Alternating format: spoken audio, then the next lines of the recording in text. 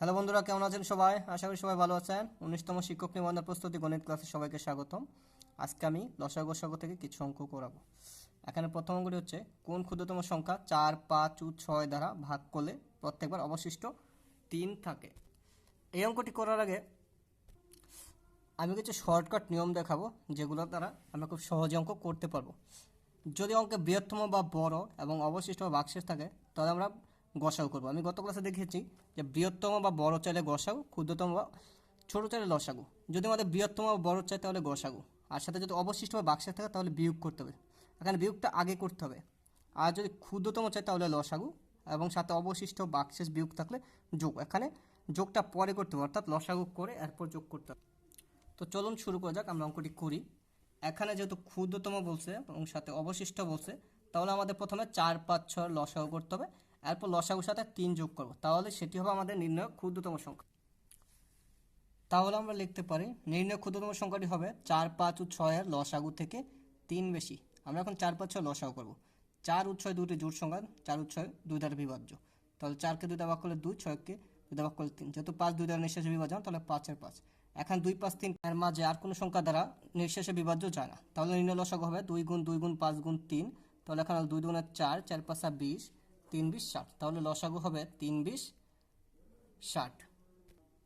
তাহলে লেখা যায় নির্ণয় ক্ষুদ্রতম সংখ্যা 60 যোগ 3। যেহেতু এখানে অবশিষ্ট 3 বলছে, এই জন্য আমরা লসাগুর সাথে 3 যোগ করে দিছি। তাহলে 60 যোগ 3 যোগ করলে হয় 63।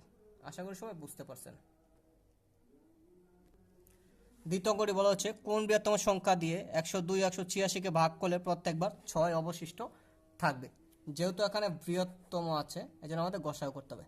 এরপর আছে অবশিষ্ট।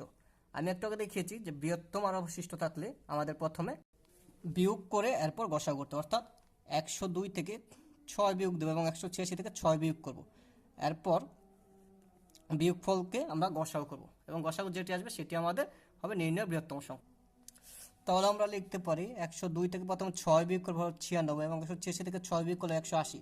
তাহলে 96, 180 এর গসাগু হবে নির্ণয় বৃহত্তম সংখ্যা। তাহলে আমরা এখন 96, 180 এর গসাগু করব। আমরা 96, 180 এর গসাগু করব। 96, 180 দুটি জোড় সংখ্যা এবং দুটি 2 দ্বারা নিঃশেষে বিভাজ্য। 96কে 2 দ্বারা ভাগ করলে 48, 180কে 2 দ্বারা ভাগ করলে 90, আবার 48 ও 90 দুটি 2 দ্বারা বিভাজ্য।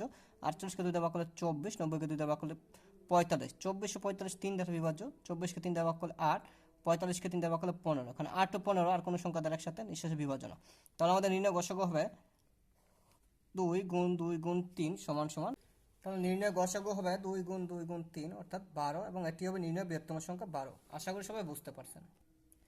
আপনাদের জন্য এই দুটি স্ক্রিনে দুটো অঙ্ক দেওয়া হলো, এগুলো সবাই করে কমেন্টে ফল জানাবেন, আর আমাদের চ্যানেলটি অবশ্যই ফলো করে রাখবেন। সবাইকে ধন্যবাদ।